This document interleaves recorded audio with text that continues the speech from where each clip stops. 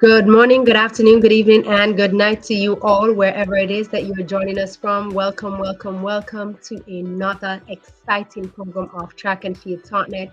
We are happy to have you, and I'm your host, Latoya. As always, it's a pleasure to have you with us as we bring you the latest insights, stories, highlights from the world of track and field. Now, before we get started, make sure you subscribe to your YouTube channel and follow us on Facebook at Track and Field Tauntnet and stay connected with everything we do over here. So, again, thank you for being part of our community and for being here and continued support. It means the world to us. Now, tonight is going to be a exciting one, a great conversation that we are looking forward to have because it is indeed with one of our heroes of track and field here in Jamaica. And we hope that you will indeed find it to be exciting the same way as how we here find it to be definitely exciting as we go on and have this conversation with our athletes around the world, but mostly athletes as it relates to our Jamaican brand here in Jamaica.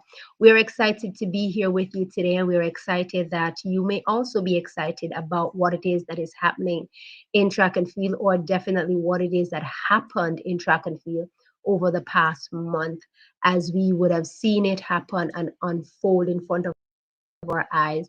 So, definitely, we want you to join in conversation and have this one with us as we continue to go on with it. I want to say thank you so much again for joining us. And I want to say, please say hi, hello, or wherever it is that you're joining us from so that we can welcome you as you come along to our family. So it is indeed a great one. And today we have an exclusive conversation, do I say, with, as I said earlier, a hero of our current year, our current era in track and field for Jamaica. And this is the national record holder of the 800 meters here in Jamaica in the male side, and that is none other than Mr. Navasky Anderson, one of our family members. He was here with us a couple months ago, and definitely he is back here with us again by popular demand. I mean, definitely, I must say that, when Tokyo unfold, I mean, there were so many persons in my inbox and like, oh, that's why you have to bring back Navasky, you have to bring back Navasky. So I am happy that he was able to accept the request, and so that he is able to be back here with us so that we can have this conversation. Good afternoon to you, Mr. Vasky. How are you doing? Thank you very much. Thanks for having me again. It's always a pleasure. It's always my pleasure being here talking with you guys and Track and Field Tauntnet. Is very much a part of my support system wherever I'm at, whenever I'm in Jamaica. So thanks to you guys and shout out to whoever is watching. And yeah, Definitely, definitely. We are definitely a part of your support system. We are grateful that we can be able to be a part of that wherever, whenever it is happening and it is going down. Because, we love watching you and taking you in as you go along. I mean, you are evolving in front of all the world's eyes and evolving in front of our eyes as we love track and field, and as the things that you do as it relates to track and field, but also as it relates to Jamaica. And as we are upon our national heroes time coming up, which is just tomorrow here in Jamaica.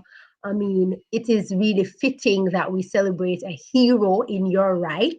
And I hope you know that you are indeed a hero in track and field for Jamaica, because you have laid down the gobble, as they will call it in anime.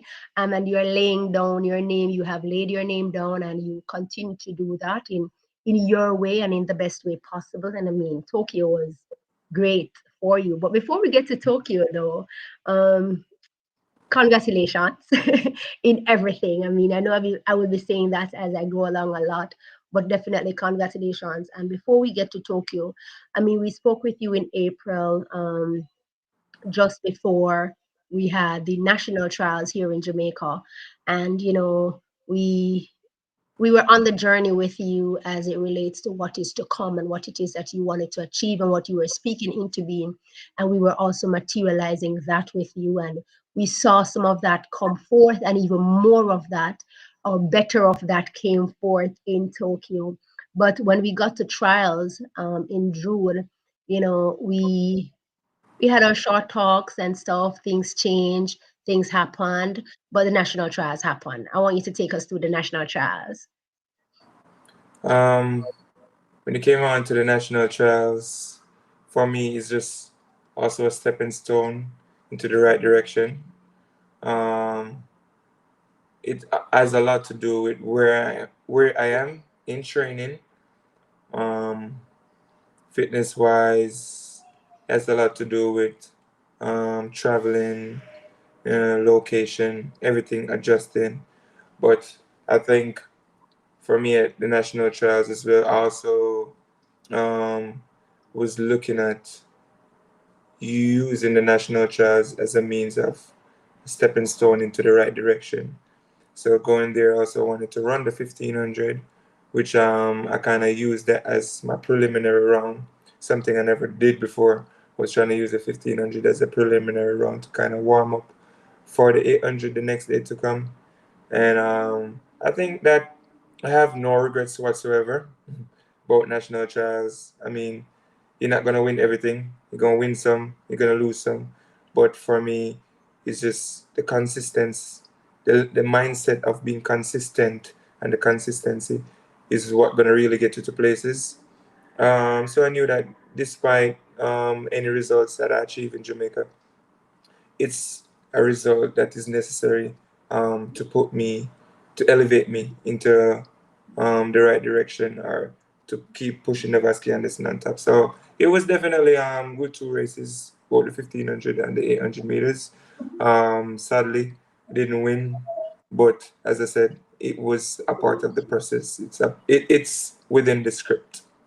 It's within, I like that. It's within the script. Um, I know some persons, a lot of persons, because we here at Track and Field on it had a little quick snippet with you where you said, stay tuned, something great is coming. And a lot of persons felt like, because one, you didn't win, two, in their viewpoint, something great didn't come from it. If you had seen any of those, how was that feeling? But it's great to hear that you said it was within the script, even though you didn't win. Yes, because the training tells you everything. The training that you do, it literally speaks right back to you. With the level of fitness, speed, endurance, how you're feeling, the training speaks to you. So at that time of the year, based on the results that I got, and based on how my body was feeling and everything, I could like, okay, this was probably expected. But every time I step on the track, Navasky Anderson does, and I really do give my 100% best. So me running in Jamaica, even me not winning, that was me giving my best on the track. And I think the biggest thing that came out of that for me was I ended up hanging out with some of my friends, and went to visit Coach Glenn Mills, and we really had a really good conversation about what happened in Jamaica. And I think that we sat down for a good minute and had a great conversation, and I felt that talk, that the conversation that we had really elevated my mental game to another level. So that's why I was like, things happen for a reason, and I thought that was really a part of the script. And that's just God's plan, and you cannot deviate from God's plan. I love that. Um, we saw the national trials where Tyrese won the national trials. How was that thought space for you to know that? I mean, you will be in the viewpoint at the time, be not be the only one going there into this global championship at this time, but you will also have someone else coming in with you. How was that thought space for you? Well, it was after the national trials when we went to knockout championships when things really start looking up. And but it's just a great feeling knowing that it's not just, I can see all the work that I've been doing all over these years, all the manifestation, the things that I've been saying, that Jamaica 800 meter is on the rise. People could finally see it. Like Navasky Anderson didn't win at the national trials, but guess what? Tyrese Reed, Tyrese Taylor. did You step know, up. You know what I'm saying? So that was just really good. It's not just one good 800-meter athlete that Jamaica has, but there are multiple athletes that are coming up, and um, all the spotlight doesn't have to be on Navasky Anderson, which I really don't want.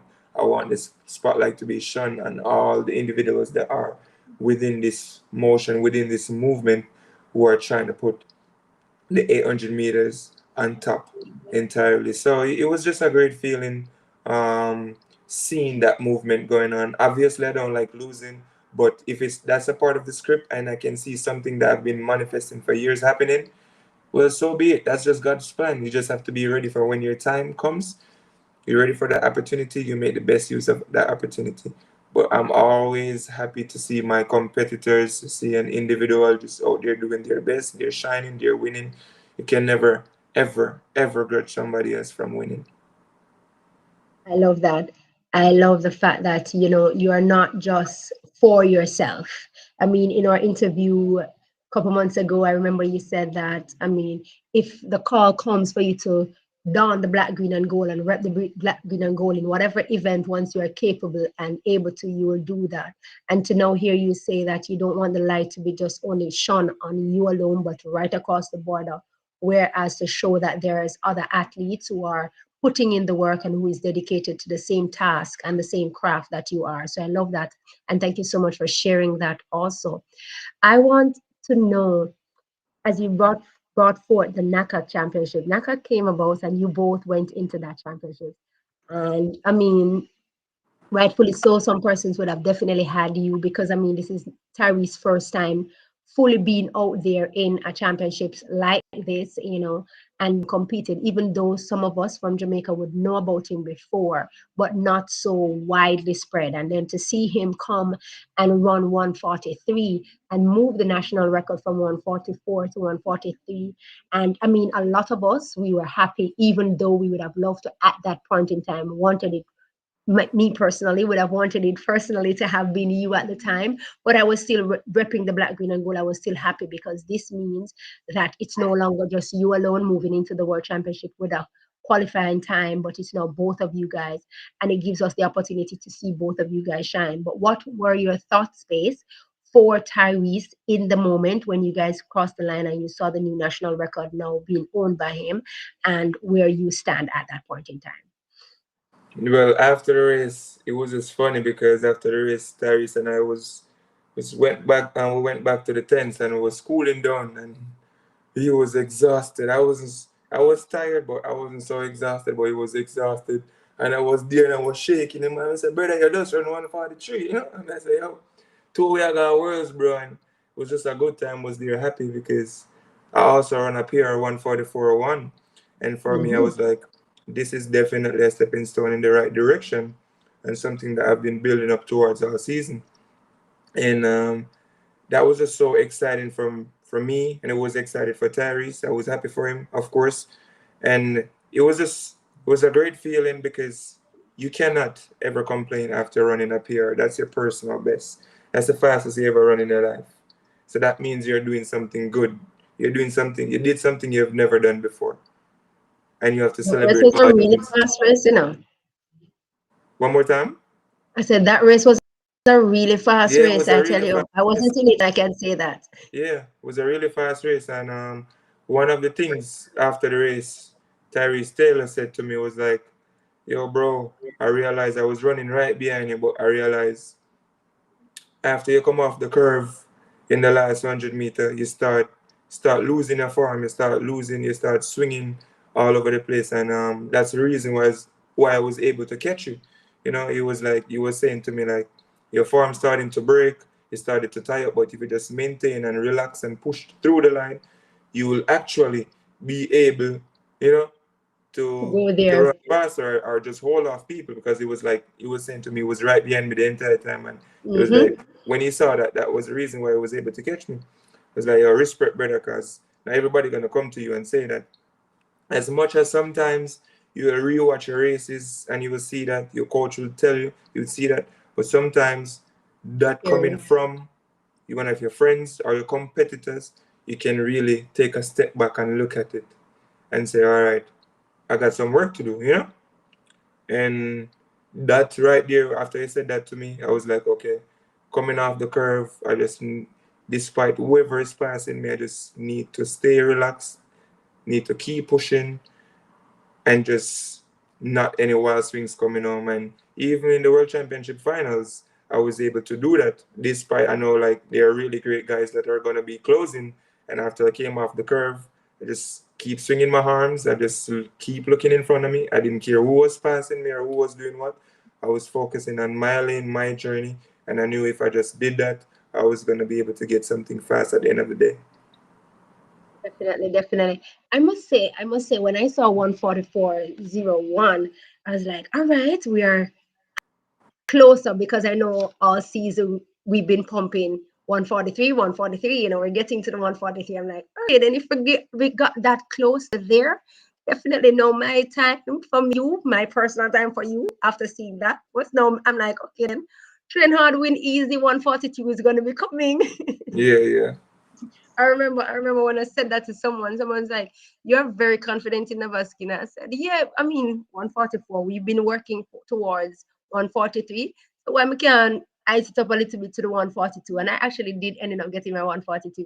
So exactly. splendid, splendid, splendid, splendid. I mean, so again, when I even looked at Tyrese taking now the national record at that point in time in Nakak, and then I look back at your time, which was a personal best. I'm like, look at that now. You have two national record enough on a race.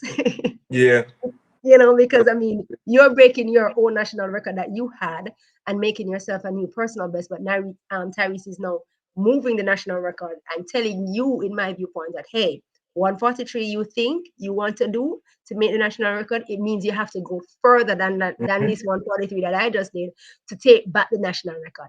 So that little the thing there right there, I was like, all right, we're going to be seeing this, and I think it's definitely a good time or a good place for where we're going for this battle to be happening now. Because I feel like yeah. maybe if this started happening in earlier season between you and Tyrese, or even between you and any other guys, we may would have just start seeing the record just going back and forth, and maybe come to national world championship, we may not have gotten this. But it was really a good race to watch at that time for the knockout championships, and I do feel like at times some athletes may think that some little meets they may not want to take on, but we can see where some of these little meets that some persons don't take on or take seriously does pay out, Mhm. because like when we can see where the knockout championships, who would have thought that we would have seen the national record times being twice in one race, because it's been so Definitely. long. So I do applaud you both taking on the challenge to be there and to do what you guys did in order to move your preparation for the World Championships as we move into it. Stanley said Navasky need to know that Stanley said Navasky need to know that Latoya is his unpaid coach and top number one fan. Thank you very much. Appreciate that. Now listen, sorry. When we get to the World Championship, I literally had no voice. So I know what she's saying that about that right there.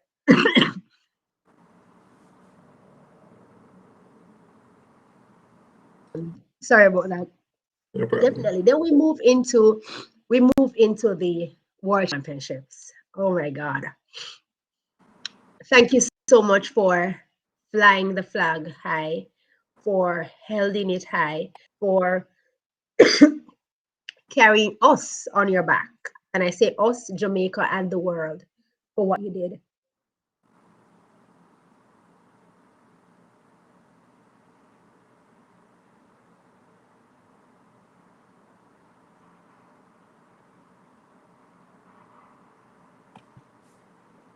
Sorry about that. No problem. Take your time. No problem.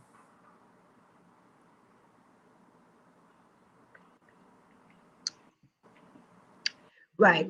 So I was saying, thank you so much for carrying us on your back and us Jamaicans, but also us, the world, and allowing us to see an exciting race. So when we got to the World Championships, we saw the heats happened, and I mean, the heats was a good lineup. And if I may say, at first, when I saw what the heats lineup were, I was like, whoa, this is difficult or this is hard. How are we going to come out of this? How are we going to phase out of this? But I mean, I know you would have done everything, but because it was Tyree's first, as I said, global championship, being on this stage, I was like, oh my word, I was worried for him. But was there any communication between you and Tyrese? What was like, if there were, was there any encouragement to you from Tyrese or to Tyrese from you as it relates to how he battles this one? Definitely. Yeah, like the warm up in the warm up here, like before the race, yo, bro, watching on time, could do it now. See, just do it, my bro. Bro, respect, cool. We warm up because we have two separate races, of course. He was in one of the earlier heats, I think, and I was in one of the later heats. And but while his race was going on, I was actually in the car room watching his race, and I was like, all right, Tyrese gone through. So now I'm like, all right, It's your will a turn. Jamaica, yeah, will a Jamaica wait for Navasky now? So it's Navasky time to go through, and I was really confident going into the race, into the car room. Um, my coach and I we spoke about the plan. We saw the race. I was like, coach, I'm gonna make a big move from 500 meters. Just take away the race and just run away with it. Coach was like, listen, you don't need to do that. Coach is like, you've been training so well, you're in great shape. Just stay there, stay into it. You can stick around in third or fourth and just hang out right there, and you can just close hard. But I don't think any of those guys are able to outrun you, out kick you right now. They're not strong as you right now. They're not as fast as you. They don't know what you're capable of. They don't know what your training is like. So it's like, all right, cool, because all season I've been making a really big move at 500 and just coming home hard. Coach was like, no, no need to do that. I was like, all right, coach, just in the plan. We're just going the race, just hang out in that area, third or fourth, right around there, and see whatever happens. And I'm just gonna close the last 150 meters. So that was just the only instruction going into the race. Take your time, don't go out too hard, hang out in the middle, and just close pretty hard. And I was confident that I was gonna hold off one of the automatic spots. So that was the goal going into the race. But after seeing Tyrese did it, just gave me more strength and believe that listen, you can do it too. You spoke about, I mean, you telling the coach what you want to do and the coach telling you what you're supposed to do and stuff. Was there ever a moment where coach tell you one thing and you did another thing? So your race plan totally changes in the midst of your race. Mhm. And how did that pan out No, that's just the preliminary round, and it's all about advancing into rounds. to the semifinals? Yeah, so moving into the semifinals, um, I was in lane two. I was in lane two. I think I was in or lane You eight. know, Lane two or lane eight. lane Lane two, two for this stress me the out. semifinals, I think. Yes, Wait, stress me so I out. think no, that was for the lane two was for the finals. No, when you were coming, when you first go in the semifinals, when you were in lane two, with the pushing, the pushing, Okay, the pushing, yeah. the pushing. If I say you stress me Okay. out, man, the pushing. So that right there with the pushing is literally um one only was in a box. He's in a box, right? He's trying to get out of the box. I am on the outside. So Hmm. with him trying to get outside of the box, that means he's gonna have to like make a quick move. And bear in mind, because a lot of people is said that to me as well. A lot of people talking about um pushing the little pushing that was going on there, what's happening, pushing, don't push. But it's more like if I don't protect my knees, my calves, my legs, I wouldn't have been able to run in that finals. Because remember, he's running in spikes, and all those spikes, they're literally coming up like this, and he's going fast. So at that rate, it's just gonna be all blood on my legs, all over my foot. So with one only coming out of that box, he's actually slowing me down, if you get what I'm saying. He's impeding. He's actually he would have actually been impeding me if that's the case. And in the sense of me protecting myself, I just had to make sure that he was at a distance from me and his spikes weren't too close to my legs. Because at the end of the day, I have to protect myself because I want to be able to run in that finals, and that's major injuries right there. Getting spikes is not anything pretty. So you have to know when to like time everything, like engage in everything. And if it's a push, it's just a subtle push to push him up, of course, but to protect my legs at all costs. And that's always the priority, to protect myself and Listen me. have a good race. I would tell you, you stress me out. Me not gonna lie, you stress me out because I mean, y'all jump my gun for reach right there. So, but let me just backtrack before I tell you about you stressing me out right there. What was the feeling like to see the history that was made? I mean, this is the first time we are gonna be having two males into a semifinals. We don't even reach the finals yet for you, but into a semifinals. What was that like having, that feeling, that exuberance coming through now, showing up and saying, hey, this is not Jamaica is not just about the sprints, but we are also doing things over in the middle distance, long distance there, and affecting change also there. Well, all year I've been going to training, been going to practice. I've been saying it all year. Previous interviews, everything. It's all over the place, all over the media. Everything I write, everything I look at, that I'm going to make the World Championship finals. And with two Jamaicans being in the semifinals, one of us had to make it out. Knowing our culture, knowing our tradition, knowing how Jamaicans are, knowing how we are, one of us had to make it out. I would have loved for both Tyrese and I to make it into the finals, and it was really could have been a really close call. But that just gave me more confidence. Like, we're doing something great, and we just have to continue on the path that we're on. So it was just a great feeling seeing that happen and seeing history in the making, seeing history shifting, and like give a lot of the younger individuals motivation that listen, they can do this too. They can do this too. I love that. It was really an exciting moment there. I mean, we didn't even reach the finals yet, but just to have both of you guys moving into the semifinals was really exciting. But I mean, I had a couple persons saying, listen, no, we'll win gold, we'll win gold because we just make history having just two men from the 800 meters moving over into that. History was made. Leo said, big up Navasky, good run. Please try. You see, you open the door now. Leo said, please try more 1500 next year, bro. A stardom, your IG friend, Big ups. right? As he said, to try the 1500.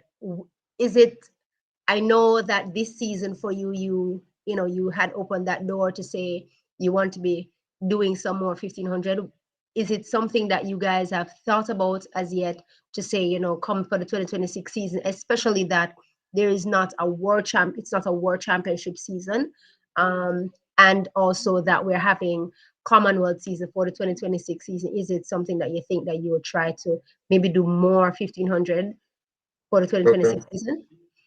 When it comes down to running 1500 meters, I'm not afraid of it. I'm never opposed to it. Actually, love running 1500 meters. Right. And actually, for my coach and I, running the 1500 is like, I would consider that as a reward. Yeah, because earlier this season, coach was like, all right, you're not the standard out. You can run the 1500s that you want to run. So more of 1500 is like running a 1500 is like a reward for us. But what we also believe in, if we don't need it, we don't need to run it. If we don't need a particular race, we don't We need don't to need to run run it. it. Yes, I because like it's that. all about timing everything perfectly. It's all about trying your best. You might not be perfect with it, but it's all about timing your races. Because this season I ran 12 races. On each of those 12 races that I ran, there was a purpose. There was purpose and intent behind all of those races. All those races that I went into, I didn't just show up to a race because I was trying to win money, or I didn't show up to a race because I feel like, oh, I'm lack fitness and I need to go and race myself back into shape. No, All those races were planned months in advance. And despite whatever, I stuck to the race plan right through the season, despite how I was feeling. So all those races was really planned and was really set up in a fashion that I could race, get enough time to train, get enough time to recover, get enough time to travel, get back into racing, work on little small things in practice. So everything was set up perfectly. But when it comes down to the 1500, if the body looks like, okay, we're in really good shape and we could run a good 1500, which we think is going to help us in the 800 meter during the middle of the season, well, we're going to sign up for our 1500 meters. But if you're like in good 800 meter shape, time constantly dropping, you look good, training is good, you're at a certain point in the training block, well, there's no need to run the 1500 meters. So for us is we're going to continue, we're going to set the plan, we're going to set alternative plans, but we're going to evaluate as we go each week and see how well would this fit in the schedule. Is this what we want right now? Is this what we need right now? This is what we want. Okay, we're going to go for it. So the 1500 meter is not anything that I'm opposed to, but I actually love running the 1500 meters. Okay, okay. We're going to just jump right into the race where you stress me out with that you're passionate at. I mean, you stress me out with show of it. You stress me out with 143.72, you know? You stress me out with the 143.72. And I say that because, as we rightfully were saying, I mean, we're there watching and seeing all the race going. And for me, remember, no, I don't run track. Yeah, girl, yeah, boy, I'm gonna run track. I mean, but to see how the race was transitioning and coming around, and I mean, I could see why only wanting to come over and come out and stuff. Because at before why only start trying to come out, I was like, Navasky, don't get lucky, don't get lucky, don't get lucky, don't get lucky. Like, that's me over here saying that. And then seeing him coming out and I see it just the first little shove, I said, oh my gosh. You know, because when we tend to see the shoving start happening most times, I mean, the shovings tend to win most times and not the athletes. So, Mm-hmm. you know, at that point in time, I was like, oh my God, I can't watch this. I can't watch this. I can't watch this. I can't watch this. So I had to look away for a point because I was just so scared. And then when I look back, is when the bigger shove starts happening. Now, boom, I see you pushing forward. Because at that point in time, I thought that, you know, his spikes hit you. But then, because I'm not fully looking down on the ground, I'm just looking up on what is happening. But then when I see you shove him forward, I was like, all right, then we're in the clear. And then we saw this coming around. But as you said, you know, that had to happen so that you didn't get injured. And while you're doing the shoving, you had to shove with little slightness in terms of you not injuring him or making him fall and all of that. That is something that I just learned that, you know, there's a tactic to the shoving thing. Mm-hmm. Because we just think of shoving, you know. Mm-hmm. Definitely, definitely there. Because you also have to protect yourself. And in college is different from here. The rule book in college is different from the world rule book of the world athletics, and everything is different. But at all costs, my interest is to go and win and protect myself. Because you don't want to be out there and getting injured or anything like that. That's the worst possible feeling. And earlier on this season, I actually got spikes, and it was pretty terrible. But yeah, that's something is like basically jump in as instinct. This is not something you plan to do. You see it happening, you act before even thinking about it. You act right away to protect yourself. And going into that race, it was only one race plan. It was only one thing my coach told me. Um, when you get out the first 200 meters, you just maintain. Don't no need to increase. Let whoever wanted to do whatever want to do, let them go ahead and do it. And I started making my move from 300 meters to 400 is when I started to position myself better in the race because the first 200, I know everybody in the race is good. Everybody in the race can go in 23, 24, 25 seconds. So I know there's always going to be collision at the 200-meter mark. That's the thing about the 800 meters. There's such a likely chance of everyone crashing at the 200-meter mark because you're in a race where everybody can run 144. So everybody in the race is literally good or great at what they're doing. So you always have to expect that there's going to be collision in the race, and everyone is aiming for lane one. No one wants to run in lane two, and so people are going to be boxed in. There's going to be shoving. There's going to be pushing, but for me, myself, and what my coach visions envisions for me is to mitigate all those smaller things that's going to be going on in around and around us in the race, and just focus on just executing properly. So after clearing up that, is just relying off instincts, just trusting your race plan, trusting your abilities, just react to moves, cover move, and stuff like that. Because even in that race, um, I think it was Mohamed Atoui from Spain. In He Spain. was coming from the back. The guy from Spain was coming from the back in the last 200 meters. And I probably was in third or fourth around there. Leading And down the line. yeah, and I was just maintaining because I was like the last 50, 60, last 70 meters. I'm going to just hammer it, come home because I'm not feeling too bad. I'm feeling good. But while I'm at 150 meters to go, I looked down and I saw Atoui just flew around me super fast. And there was no time to think about it. There was just like, okay, he moves, I have to move immediately. 100% from there right through the line. There was no time to think about it. It was just like run, just like get home as fast as possible, because that's how it is. There's 8 guys on the line. That's 8 different race plans, 8 different mentalities, 8 different everything. So when somebody move, You have there's to no move. time to think about it. It's just time to go. And that's how that race played out. And I think that race, the 1:43.72, was actually my favorite race of the championship, because I knew I was going to run 1:42 after that. So it wasn't a matter of stressing about it or anything. The most nerve-wracking race was the 1:43.72. Yes.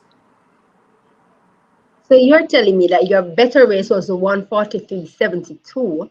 And that is rightfully so, because you've been hammering 1:43. You've been thinking in our ears that 1:43 is coming, 1:43 is there, 1:43 is going to happen. So it is rightfully so that 1:43, when you cross that line and you saw 1:43.72 and seen it being on again, when just play around with ends with this national record, just going back and forth, which we loved, was your better race and your best one at the championship. The 1:42 was my better race, but the race I got most excited about was the 1:43, because all my life I was chasing 1:43.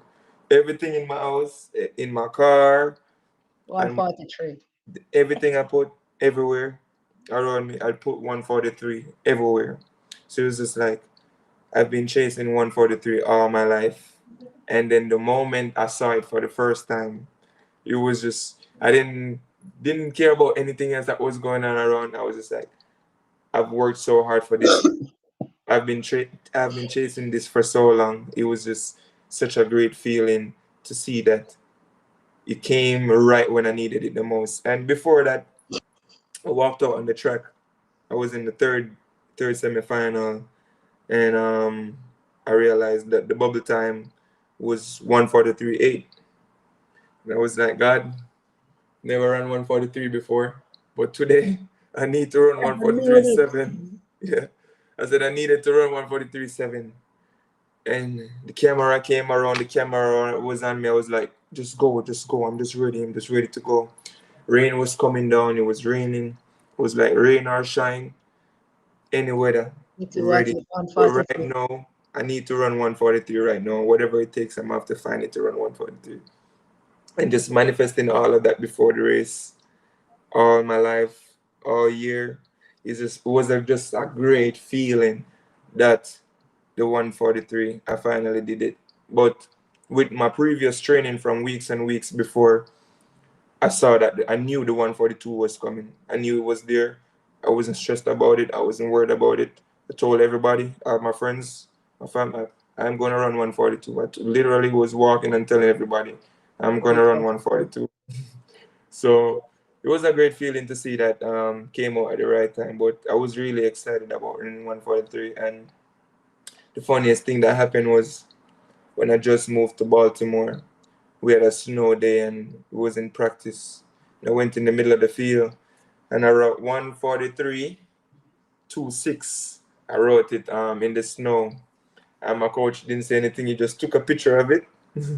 He took a picture of it.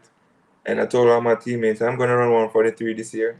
All year I was telling them. And after the race, my coach came to me and showed me that same picture. And I just thought that was really funny. So, been chasing it for a long time. So when I ran it, it was just a great feeling. I mean, I can say I know definitely that you've been chasing that 143 because the first time when you hit the first national record, I remember, as I always say to you that I mean when you became the first time national record holder, um, I was streaming it live on my Facebook page, and that happened, and I mean persons were like, "That's why are you screaming? It's just a time," and I'm like, "This is going to be something great."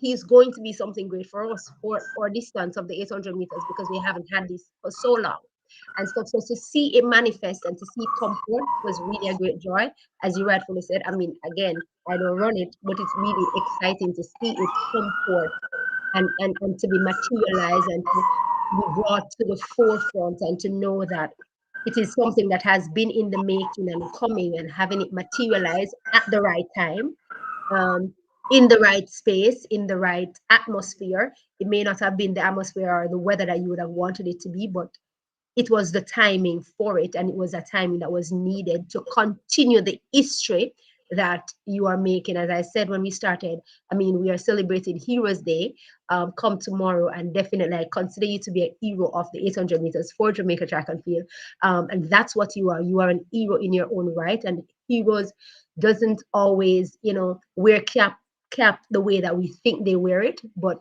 this is a heroic moment for us. It was an heroic moment for us to see it, to watch it, to be a part of it. For me, was really massive, and again, it was a great moment, and it's a great moment to say congratulations for 1:43.72. Also, one of the reasons why I also um, celebrated that moment. Again, I come back to trials when it is that we said here on Track and Field Talk that something great is coming, and it didn't happen at trials. And a lot of persons were saying, you must use your feet to talk and not use your mouth to talk because CT didn't even win it. It came third. But then the moment when it matters, um, it arose and it was appreciated. And we just want you to know that we thank you for all of that, for the excitement that you bring to the 800 meters. You have allowed a lot of persons to want to watch the 800 meters now who wasn't really interested before, because a lot of persons never really normally like watch it because they normally think it is too long or something like that. But for what it is that you are putting into it and giving to us, we appreciate that. One of your big fan, Mr. Warren, Free Snell, always sending me a message to send you. Blessings. Free Snell around for Benjamin of you, I swear. Free Snell said, congratulations on your performance, Navasky. We are proud of you. Again, from someone else and not just from me. Thank you very much. You touch about the weather. What was Tokyo like being there for you? I mean, it's different. Um, I think while we were training in while we were training in Tuturi, the weather like every day, most days it was raining because it was actually typhoon season. So it was like a lot of raining. And I remember one day I was just out there training in the middle of the rain. I was getting soaked, and coaches out there getting soaked, and um, it was just like, all right, coach and I was saying, all right, it's typhoon season. You could be at the World Championships and it just decide to start raining. What are you gonna do? You're gonna step inside, or are we gonna stay on the track and train? So the weather was like on and off, especially in Tutori. Then that's mostly down in the countryside. But when I went to Tokyo, I went with the same mentality. Listen, rain or shine, it doesn't matter. I'm ready. Because actually during the warm up, it was raining worse during the warm up.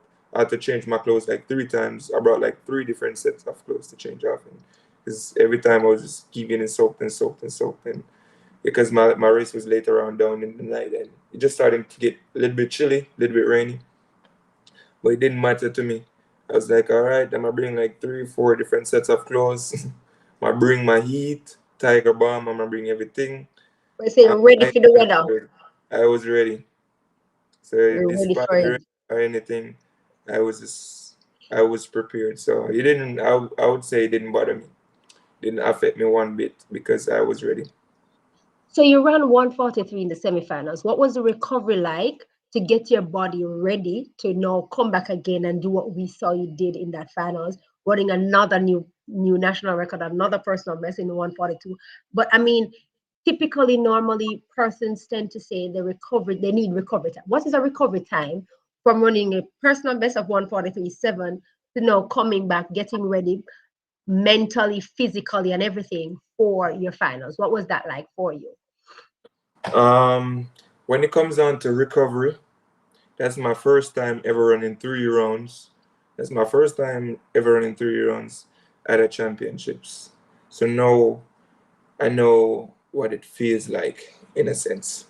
I know what it feels like. I know what my body feels like. I know everything now. But um there's a lot of things I need to figure out when it comes down to recovery. There's a lot of things I need to figure out.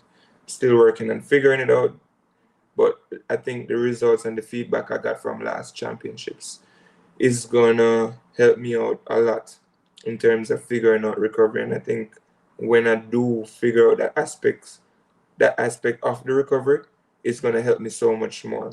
Because ended up left the track kind of a bit late that night. Think I had to do drug testing or find out what was going because after each national record, you have to be drug tested. So I went home that night. The first thing I got food. Text the massage therapist, hey, I'm on the way right now.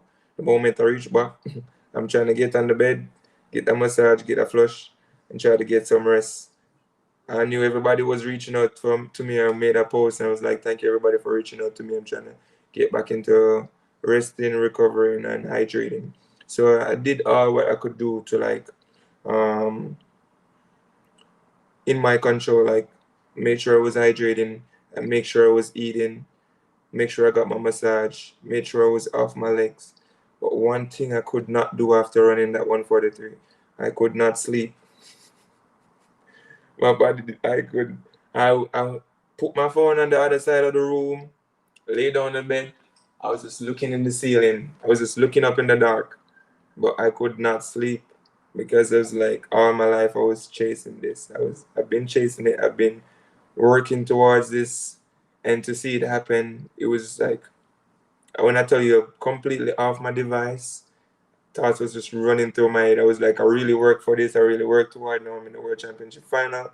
So it's manifesting going into the finals, but I could not sleep until about 3:30 that morning. I got some rest, and by 6 o'clock in the morning, I woke up again. And then I was like, this is definitely not good. But my body just could not sleep. I could not fall asleep. So then for the entire day, I decided to take some rest. I tried to sleep, like get minimal hours rest, like every now get 2 hours, 3 hours, eat, sleep, wake up, hydrate again, go back to sleep for the next day because I had a day in between. And I tried doing that, I tried doing that, but the night off, I could not sleep one bit. And then I woke up the morning of the finals. I was just so tired. My body was just so tired. And I was like slapping myself. I was like, listen, all this tiredness, I was looking into the mirror, talking to myself. I'm like, yo, all this tiredness you're feeling, you need to feel this tomorrow night because nothing is not going to stop it tonight. I was like, everybody is tired. You're not the only one who ran 2 rounds already. But everybody out there is tired. And I went through my day. Whenever it's race day, I plan everything out down to the millisecond of the day. What time I eat, what time I go eat, what time I go to lunch, what time I do my shakeout. I plan everything out. And I was just like, okay, stick to the routine. This routine, this is my third time doing it now. Felt easier. All right, going to the routine. So you're pro Listen, now. yes, the championships now, 2 time going through the routine, going through the routine. My teammates was there, Team Jamaica. Everybody was supporting me. Everybody motivating me. I'm like, all right. It's just me and the guys running the 4x1. So, the country is depending on me tonight. So it's time, it's time, it's time. Then I was warming up, doing my warm up, going through my warm up in the stadium and everything. And when I tell you, I felt so tired. I've never felt so tired before a race. I felt absolutely tired. I was like, what's going on? There's no way my body was supposed to be feeling this tired. So it's like, all right, if you're feeling tired, what's the best thing for you to do? So I literally cut the warm up. Like if I'm supposed to do 5 strides, bring it down to 3 strides. Instead of doing 15-minute warm up, I did an 8-minute warm up. And so I found ways how to like conserve the energy instead of letting it be like a spicy warm up like I always do. I was like trying to find ways how to like conserve the energy because at this point I think I was running like work 7 days back to back straight because between the races, you do shakeouts. Before the race, you have to do pre-meet. Pre-meet is usually like 3 fast 200s. So at this rate, I've been going at it for a week straight, and this is now at the end of the cycle. So it's like I'm feeling really tired, but mentally I cannot clock out, cannot check out, because I need myself more than ever mentally right now. And I was feeling really tired. This is something I haven't spoke about up until now, I think. But I was feeling really, really tired, and I had to find ways of how to stay in it physically and stay in it mentally. And I really think I did a great job with that, figuring out the warm up, the aspects of the warm up, figuring out to conserve the energy, and just I think I was watching the 4x1, and when the 4x1, the men's dropped the button, I was like, listen, I have no choice, I have no option right now. Just gonna have to go out there and just lay it out all on the track. And went into that race. I was like, all right, whenever the gun goes off, this is start to finish. You're going after it. And I'm not going to leave anything on the line. If I'm going to blow up, let my body blow up, but I'm going to leave everything on the line. And I really think I gave myself a chance or a shot at it because coming off the curve, the last 100-meter curve, I was saying to myself, I'm about to get a medal. And I was feeling really good. I was running really great. I was there. At one point, I was in third place. Everything seemed right. But I think when I reached like 60, 70 meters, I felt like my body started feeling everything pulling down on me. But I was like, I have to maintain the form, I have to maintain the composure. Despite what's happening, you just have to keep swinging right through the line. And I think I really did a great job of just maintaining and going right through the line. And I knew I was going to get a new shiny PB. Listen, I mean, Prisoner says he thinks that a lot of us as supporters don't realize how critical recovery is. And it can be the difference between making the finals and medaling. And you just basically said that. And I want you to know that you did an excellent job. I mean, 7 guys in that finals round 142. Well, eight of us for the Well, first all time. eight, but yeah. I tell you the truth, I never see number 8, My apologies. No, and that is just the truth. But still, there was number 8. We just did want to see what was gonna happen with you, really and truly. I mean, you said at one point you were a third. This is when you did your third. Remember, my glad bag bust over here like done. Me tell you now, when the race done, me never have no voice to talk about it. That's how exciting it was. But even though the placement was what it was still a gold medal for me in my heart, in my mind, because of the effort that was put into it. And now hearing you saying that, you felt tired and to do what you do, even though still feel tired. That is why I ask, how does one recover after running a personal best? Mean putting your body to that level that it has never been to before, and then has to find means and ways mentally and physically to come back into a finals for the first time, running 3 rounds, as you said, and putting your body again through that rigorousness, and is able to uphold all that was needed. You said at one point, at 70 meters, when you feel like you were flopping, you had to hold the composure and still hold your form. I was about to say to you when you said that, is it that you were hearing Tyrese in your ear saying, "Hello, remember when they catch a 70, hold the form and swing your right," you know? Like going into the race, I knew I had to do that all season. I was practicing that as well, and but yeah, definitely, it was just like this is what you practice every day. You just have to go and execute, execute, execute. But I think, as I said, I've learned a lot. I've learned so much as it um into that whole experience, to that whole entire experience. I've learned so much, and I felt like yes, the recovery for me, based on how much I've learned last season, the recovery for me, not just during championship season, but right throughout the year, based on how much I learned, I think that's gonna be huge. That's gonna make a huge difference for me in the coming years. It's definitely going to make a huge difference because it all allows you to understand how it is that you're going to recover. Because I mean, there's years to come for you. I mean, you are still going to be great. There's more for you to do. There's more for you to take on. I'm sure.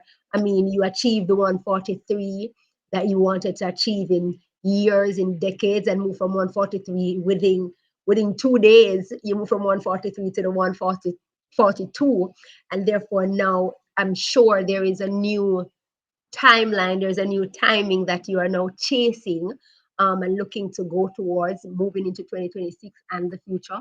And we are definitely going to be here for you with that.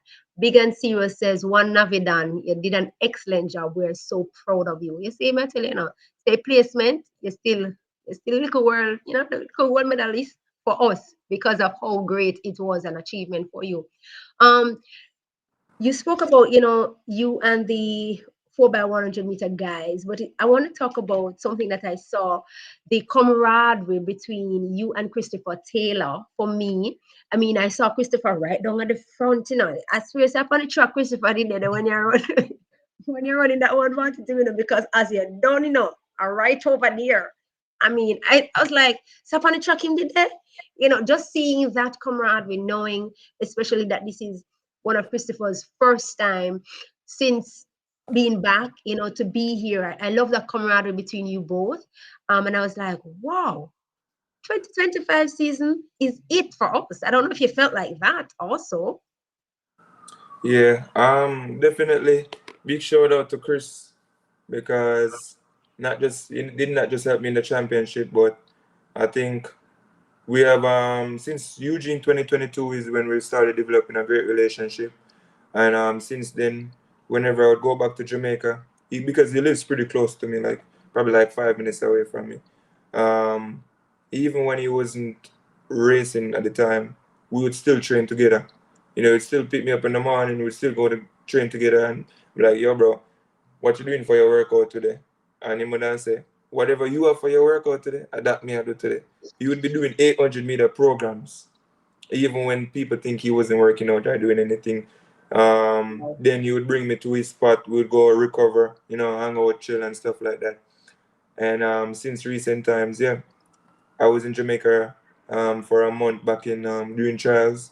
You'd pick me up every morning. I would go training with him and stuff like that. So it's just been us. We've been locked in at that. We've been manifesting. Yo, this is what's gonna happen. This is what we're gonna do. So just to see him as well going out in the semifinals, running a personal best, that just made me so excited.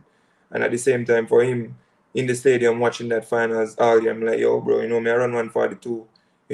It's just an exciting feeling. You have friends, and I have a lot of friends on the team and supporters on the team as well, which I'm very close with. But even like, I would say big shout out to Chris because Chris would know that, hey, I just running the heats or the semis, and I'm not gonna reach back home till probably like 12 or 1 in the morning. You take up your Man, food. I'm gonna call and say, yo, Navi, what you want me get for you to eat, bro? Me I get some food for you, is it? And by the time I reach back, me Yes, not sir. have to worry. Chris, yeah, Chris and another friend, it was like two of them. But like by the time I reach back, it's like food ready. Brother have food for me and thing, and you say, yo, bro, I want some tea, we drink some tea and relax and talk about the day, talk about the race, and say, yo, this I go on tomorrow, and I go mash up the place. And every day we went to lunch at the same spot every day while I was at World Championship till the spot that we went for lunch, when we walked in, they didn't even ask us what we wanted. They already knew what we wanted every day. So it was a great relationship and a real cool brother. So big up to Chris for real. Big up CT, one CT, big up CT. Big up yourself. Thank you so much, CT, for doing what you did with your fellow, teammates. You guys really, it was really warming for me to see, not knowing all of that was happening in the back end. But also big up to you for showing us fans, what happened. I mean, it's like you carried us to Tokyo with you, because once you arrived in Tokyo, we could see the arrival in Tokyo, when in the onboarding to go to Tokyo and all of that. And I'm like, then, I mean, it is something that, we get to see you guys on a different side, being in the championship. I mean, we saw some stuff from you from Tori and all of that, which was really nice. You guys kept us in the loop, and what was happening and how it was going. So that was really a good thing too. So coming from and guys, if you're over here and you have not yet followed or subscribed to Navasky's YouTube channel, please remember to subscribe to Navasky's YouTube channel. Dede, it's a shot, it's a lit, it's a guan. It's not a paid partnership, but it's going on. That's right. Definitely. So that was really a good thing from you, for us to be able to be in you guys' world and you guys' space. A question that was posed for me to ask you is, what would it be like for you to stand on the podium representing Jamaica in the 800 meters in any Uh, global championships? is it's definitely gonna happen. I've been working towards it for years. I believe in myself. I believe in my consistency. I believe in my support system, and just I have to stay humble, stay grounded, and keep working like I never achieved anything before. So we're just keeping that in mind. It's just like it's eventually gonna happen. I got my first global medal at the Pan American Games, and that was just a taste of what I could even accomplish beyond that. And with today being said, there's 999 days left for the LA 28 games, and I'm going for gold. And who is to say I'm not the individual to break the world record? And it's the Heard it right craziest thing. here. Craziest thing, all eight of us, the guys that was in the finals, we was doing drug testing till like 2 in the morning that same night after the finals. So we were all making jokes. Everybody was having fun, and we just guys was trash talking. One Yoni was like saying to everybody, "Hey, you guys need to pay me. Everybody needed to pay me because I paid you guys to national records and season I best." agree. I agree. I agree. Yeah, so everybody was having fun. And then I was saying to the guys, listen, you guys been hanging out at 145, 141 for such a long time. And nobody not improving. I said, this season I've improved 2 seconds. So I said to them, who is to say I am not the person to break the world record? And then That's what we have to say it, right? that's what I said. And that was the first time I ever said it out. And I don't think any goal that is set is too big, is too huge. I just believe that, listen, right now, anything is possible. And I'm just going to continue to work and I'm going to work and I'm going to work. And I'm gonna let my legs do the rest of the talking. Definitely, we will be here with you along that pathway when the time comes, because God on time, who knows? Who say that you will not be the world record holder in that 800 meters? It's just as you said, you just continue to work, to work, to work, to work, and then it will come. What's one part of your training fans might be surprised about, that we might find surprising? One part of your training that, if we are aware of it, or when you say it to us, we might just be surprised about it. Um, Part of my training. Hmm. I really and truly, Navasky Anderson, our team, we post about everything that we do. Um, I would say during certain months I swim a lot. That's not surprising. I do a lot of work off the track. Maybe that. Do a lot of treadmill work. A lot of people don't support like running on treadmills and stuff like that, but it keeps me injury free. Like instead of having a whole bunch of small injuries, running on the lever machine and the treadmill, it plays a major role for me. So I train on the treadmill a lot. Sometimes I do long runs on it. I work out on it depending on how I'm feeling. I focus a lot on my heart rate. Yeah, focus a lot on the heart rate and how I'm feeling because the heart rate truly tells you how hard the body is working. Uh, so I focus a lot on that. Let me see. Yeah, I do a lot of cross training like bike riding, um, elliptical machines and stuff like that. Just be there working it for probably an hour. Do a lot of elliptical machine, a lot of bike riding, swimming. So a lot of cross training I put into play. Sometimes when I feel tired, I do a walk for my training, just walk on top of a hill in Baltimore over where I live, overlooking the entire city. I just walk over there and just take a mental break from everything and just just set goals and envision everything. What else I do that would be surprising? Nothing I do is really surprising. I kind of share a lot that I do because people can get better from a lot of people out there watching what I do, and they can maybe take a thing or two from what I do. So I try to share a lot of that. But what else I might say? I love running hills. It's very painful. It's very difficult. But I think I'm obsessed with running hills.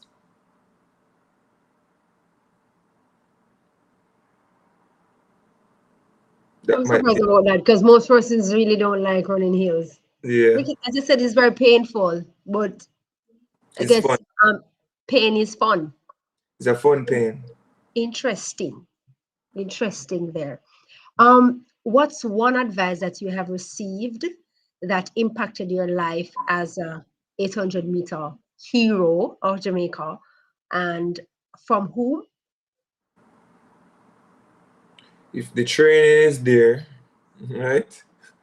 The training is there, and you're saying that you feel good, the body feel good, you feel right, but you're not getting the results that you desire on the track. That means one thing: mentally, something is off, and you need to figure out what's going on mentally. Because if you're saying the training is right and you feel good, your body feel good, but you're not performing how you're supposed to be performing right now, um, you probably need to take a step back and figure out what's going on mentally. And that was a part of the conversation that I had with Coach Mills at the time, and I think that helped me elevated my game during the middle of the season. Sometimes you probably just need to hear it from the greatest, The goats from the goats. Yeah. So from sometimes the probably goat. that's what you need to hear. Interesting. From one goat to another goat. Interesting. Trying to get there, still working my way up there.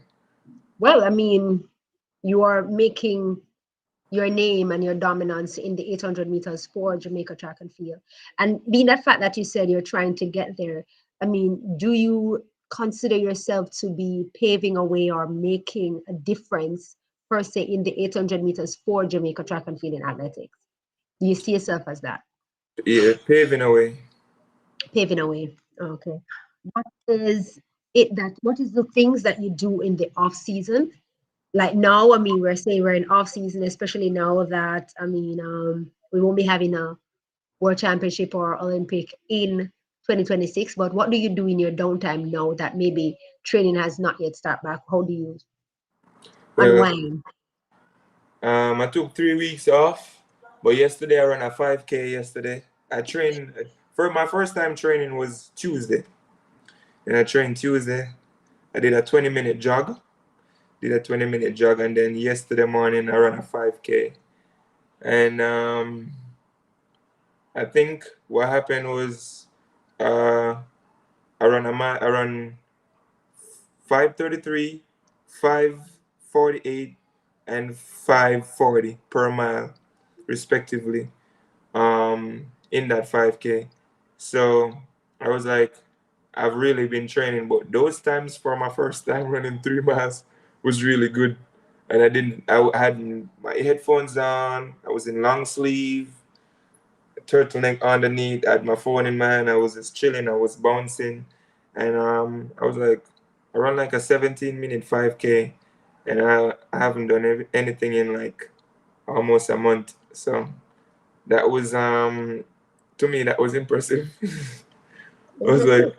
yeah, I was like that was pretty good. But yeah, um, right now I'm traveling to see friends, family, just getting taking a step back away from track and field mentally, and I feel like I'm refreshed now. Feel like I've took a good amount of time. I took a break, and I feel energized and ready to go into the next season. Because that's also a part of recovery. If you don't feel like you're mentally and physically refreshed and energized, it doesn't make sense. You To have go to into it. feel. You have to feel that way. So, the other day I was saying to myself, yes, I finally feel refreshed and energized. But I'm also traveling tomorrow. I'm going to down south. I'm traveling down south tomorrow. I'm going to a university. So I'm doing like motivational speeches and stuff like that, talking to athletes, just adding to my value as an athlete per se, building my brand, because part of my goal now is to continuously build a brand towards 2028. But I'm just in the off season now, taking some time away from track. But that's something I'm trying to put more out on YouTube to show people this is what the journey is like, so they can be more engaged of what's going on.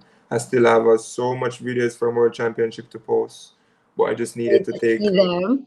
yeah, I needed to take a step back away and just feel refreshed and re-energized from track and field.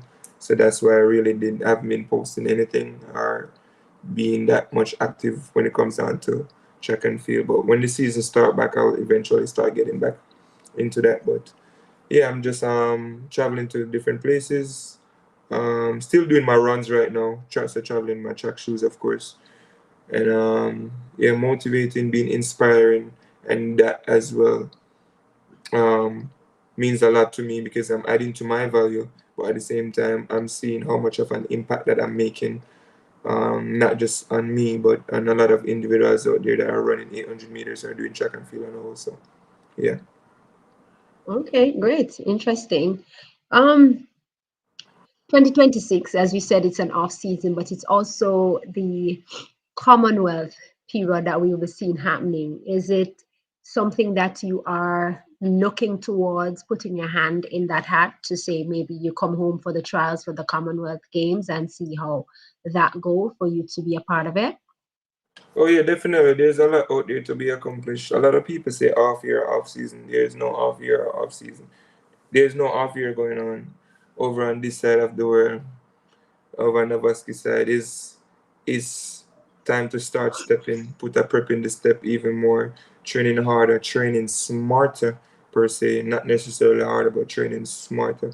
Because I'm always gonna work hard and just doing the things that are gonna get me to the next level and just keep practicing all those disciplines that's gonna eventually add up because that's how the 800-meter work. Small portions of everything, it adds up to give you that one big performance.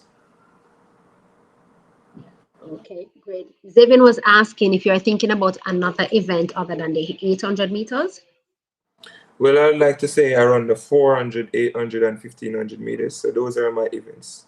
I love the four hurdles, but eventually and unfortunately, I won't be learning to hurdle, so I won't be going down there.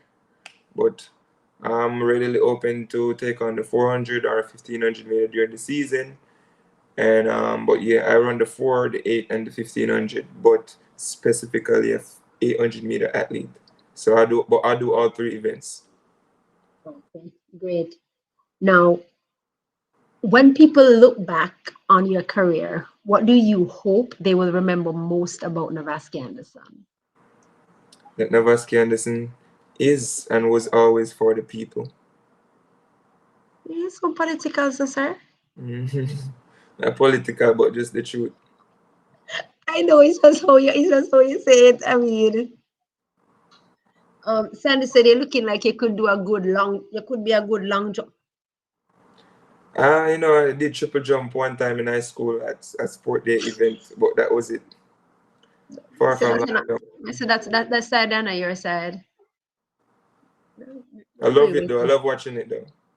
Love watching it. Love watching. Once it's track and field, we're going to be wanting to be in the space and wanting to embrace it as it come along. Definitely. Um, so Navasky again, as always, we will always continue to say congratulations, keep the good work, keep it going. I mean, 2026 season is coming up, moving into what is going to happen 2027, and definitely, ultimately, the 2028 season for you for the Olympic. It's something that you're looking forward to, and we are also looking forward to see what it does bring for you as the whole entire pack, and we are here for it. And definitely, we also thank you so much for being here on Track and Field Talknet. Your story, your discipline, your drive continue to inspire athletes across Jamaica and the world. As you said, I mean, coming up, you'll be doing some motivational talks, so continue to do that. Continue to impact and give your effect and have your effect being done on athletes as we go along on the journeys. And to our viewers, make sure to subscribe to Navasky's channel, and you can also subscribe to us here on Track and Field Tartnet and follow us on Facebook for more powerful interviews, because we'll definitely be having Navasky back again.